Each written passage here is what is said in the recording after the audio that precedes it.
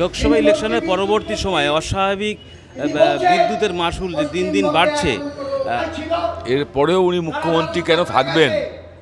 যদি উনি না জেনেই বিদ্যুতের মাশুল বৃদ্ধি হয়, ওনার তো এক্ষুনি মুখ্যমন্ত্রী তো ছেড়ে চলে যাওয়া উচিত।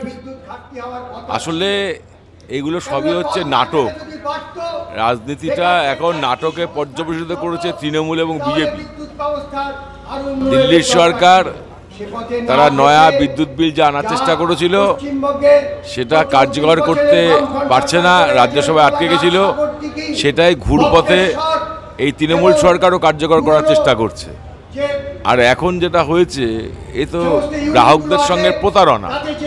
সরাসরি ইউনিটের দাম যা বেড়েছিল বিদ্যুতের, এবার সেটা না বাড়িয়ে এদের যে বিভিন্ন স্ল্যাব থাকে, যে এই পর্যন্ত এত রেট হবে, তারপরের পর্যন্ত এই রেট হবে, এই যে সর্বোচ্চ সীমাটা সেটা ভেঙে ভেঙে দিয়েছে। ফলে আগে হয়তো আপনি 50 ইউনিট খরচা করলে পরে যে স্ল্যাবে পড়তেন, এখন 50 ইউনিট খরচা করেই আপনি তার উচ্চতর স্ল্যাবে চলে গেলেন। লোকেরা বুঝতেও পারলো না, কারণ ইউনিট প্রতি দাম বাড়েনি। স্ল্যাব ভেঙে দেওয়ার কারণে এইভাবে লোকেরা প্রতারিত হচ্ছে। ফলে আমরা সিপিআইএমের পক্ষ থেকে, বামপন্থীদের পক্ষ থেকে এই যে বিদ্যুতের চড়া মূল্য বৃদ্ধি এবং তার সঙ্গে নতুন যেটা যুক্ত হচ্ছে, আগে আমরা জানতাম যে বাড়িতে যদি বাতানুকূল যন্ত্র লাগানো হয় তাহলে লোড সেইটা বর্ধিত করতে হয়, বিদ্যুৎ দপ্তরের অনুমতি নিতে হয়।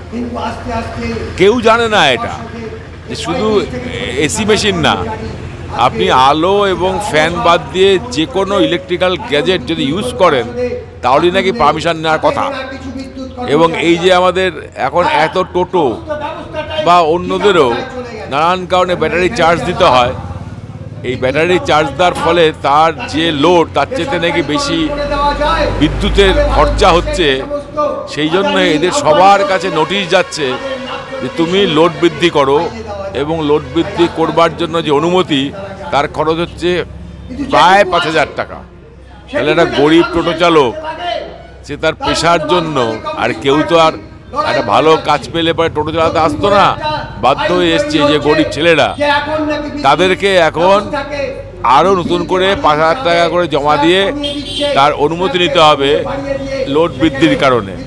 এই সব মিলিয়েই আমরা এই যে অশোকনগরের যে কাস্টমার কেয়ার সেন্টার 8 নম্বর মোড়ে, তার যে স্টেশন ম্যানেজার, তার সঙ্গে আমরা স্মারকলিপি দেব।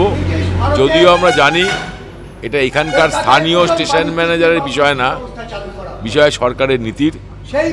আমরা তাকে অনুরোধ করব যে আপনি আমাদের এই বিক্ষোভ প্রতিবাদ যথাযোগ্য স্থানে পাঠাবেন। এই জন্যই আজকে আমাদের কর্মসূচি।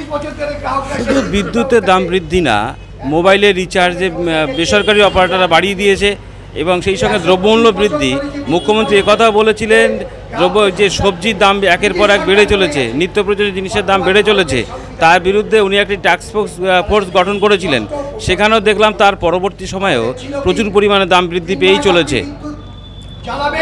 এদের কথা তো ঠিক, বিদ্যুতেরটা বলছি আমরা, যেহেতু বিদ্যুৎ দপ্তর এসেছি, কিন্তু আমাদের যে এখানে ব্যানার ফেস্টুন টানানো হয়েছে তাতে উল্লেখ করা হয়েছে ভোট পরবর্তী নৈরাজ্য, চড়া হারে মূল্যবৃদ্ধি এবং শেষমেশ এই যে মোবাইল রিচার্জিংয়ের যে খরচ বৃদ্ধি।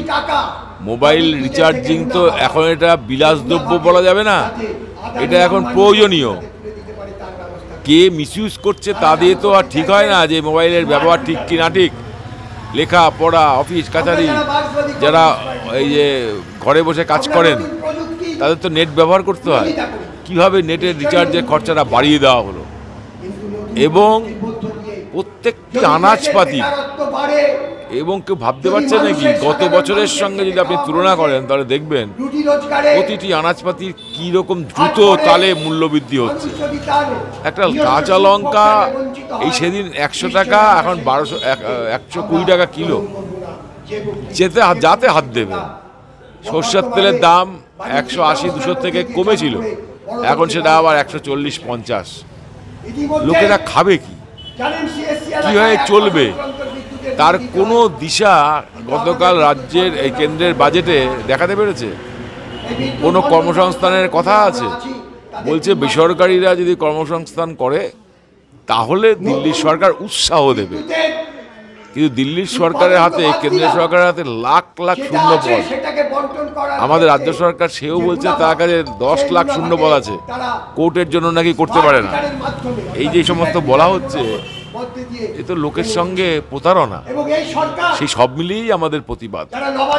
শেষ প্রশ্ন, গতকাল মুখ্যমন্ত্রী তিনি পুজো উদ্যোক্তাদের অনুদান বাড়িয়ে 85,000 টাকা করেছে এবং আগামী বছরের জন্য উনি বলেছেন 1 লক্ষ টাকা করে দেবেন, অথচ উনি বলছেন গরিব সরকার এর থেকে বেশি দিতে পারবে না। সেটা উনি 1 লাখ কেন, যদি 2 লাখও দেন আমি খুশি হব, আমাদের তাতে অখুশি হওয়ার কারণ নেই। কিন্তু কথাটা হচ্ছে, এই পুজোয় যখন আলো জ্বলবে, সেই আলোর ব্যাপারে আগের বার 66% ছাড় দিয়েছিল, এবারে 75%।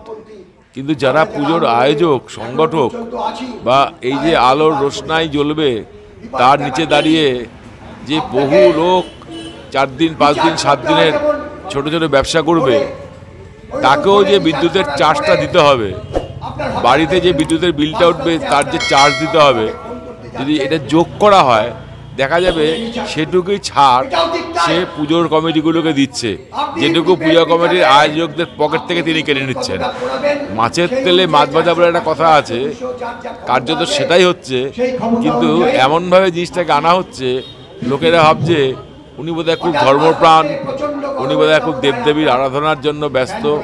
তো দেবদেবীর আরাধনা ধর্মপ্রাণ মানুষেরা যুগ যুগ ধরে করে আসছে। আপনি 85,000 টাকা দেওয়ার পরেও সব পুজো তো আর কলকাতার মারমার কাটকাট পুজো হতে পারবে না।